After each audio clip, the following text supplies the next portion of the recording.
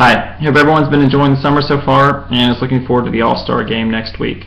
I want to send a video to summarize some of last week's discussion board posts and talk a little bit about the upcoming assignments next week as well as the exam that will be due by the end of the week. Generally, the quality of the discussion board posts has been solid. I really appreciate the insights and the interaction between the classmates as you've talked about some of these issues. So please continue with that. Most people got either a 9 or a 10. For those few people who got less than that, it was because they didn't respond to one of their peers' posts or they were missing a key element.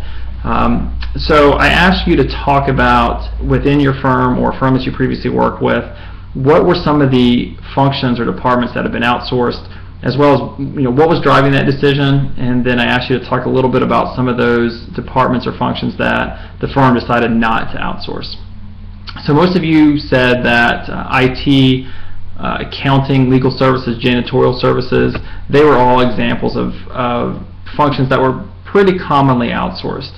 And the reason was that it wasn't the core competency of your firm, and so by freeing up some of the resources to focus on what you do well, you can use the power of the markets to drive down the cost of those services, increase the quality. Because one of the things we learned is that as more competitors compete for the business, it's going to drive the cost down and the quality up. So I think Lauren Connell made a comment that her company outsourced IT, public relations, accounting, janitorial services, printing. She listed off a whole laundry list of services that were outsourced. And sometimes that gets a negative connotation that the person on the street thinks that outsourcing is a bad thing. But a lot of firms exist because other firms outsource their functions. So UPS and FedEx. Ashley Dang, one of your other classmates, had mentioned that it's her firm that gets the work that's being outsourced. So outsourcing can be used because markets allow for firms to compete, lowering the price and improving the product for companies to incorporate that into their business.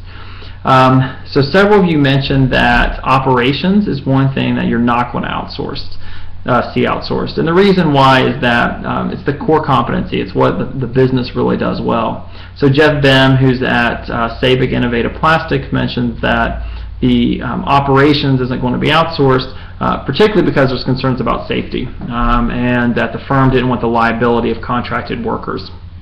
Lance Crockett mentioned the same thing at the BASF plant, that it's really important that those workers who have the skills, who are trained and are employed by that firm, are the ones who are actually doing the operations.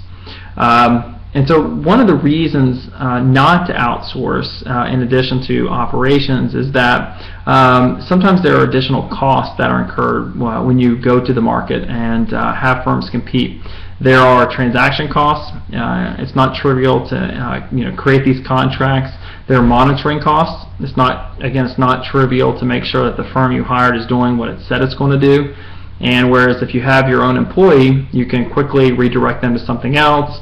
There are ways to make sure that the work is being performed as it should be. And it's just a tougher thing to do when you have to outsource your work and monitor that. So markets, while we know the benefits of them and they can drive the prices down and improve quality, they're not costly to use. The other concern with outsourcing some of your departments is that there might be concerns with morale. So a couple of you have mentioned that you work with contractors and firm employees in the same area. And if you're a contractor, you might have some tension or some animosity toward the employees.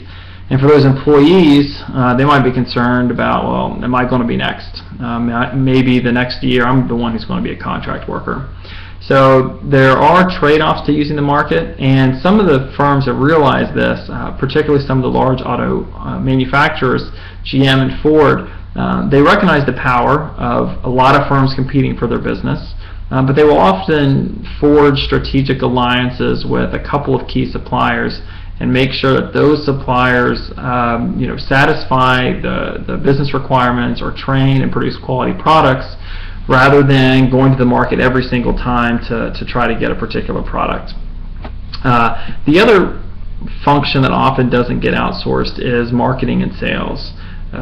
Typically sales is the first point of contact with the customer, and it's not necessarily a great idea to outsource that because the outsourced firm doesn't necessarily have the same incentives that the firm employees has.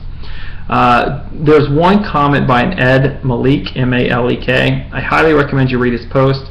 He talked about how Honda had used markets internally to get sort of the best of both worlds, where if a division wants to launch a new product, they have to contract with IT, and they have to pay IT, and then they have to pay legal, accounting, and so there's a transfer of funds within the firm, but the firm is still obviously all under one control and one strategy. And I'm going to send you an article where the CEO of Sears tried to implement that strategy, but it went poorly.